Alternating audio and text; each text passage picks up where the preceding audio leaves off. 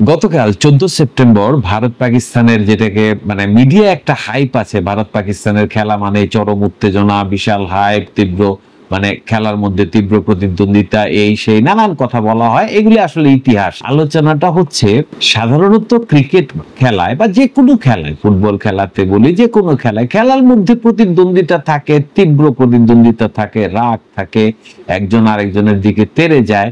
কিন্তু খেলার শুরুতে এবং শেষে হাত মেলানোর মাধ্যমে আলটিমেটলি দেখানো হয় যে খেলাটা হচ্ছে, খেলার চেতনাটা হচ্ছে মানে সৌহার্দ্যে, সম্প্রীতি। তো ওই জায়গাটা গতকালকের ম্যাচে ছিল না, সেটা নিয়ে এই আলোচনাটা বেশি হচ্ছে। ভারতের যে একটা বিশাল জয়, তারা যে শক্তির দিক থেকে ভারতের পাকিস্তানের ক্রিকেট দলের চাইতে অনেক অনেক এগিয়ে আছে, এই বিষয়টা নিয়ে যত না আলোচনা হচ্ছে, তার চাইতে অনেক বেশি আলোচনা হচ্ছে যে ভারতীয় ক্রিকেট দলের আচরণ।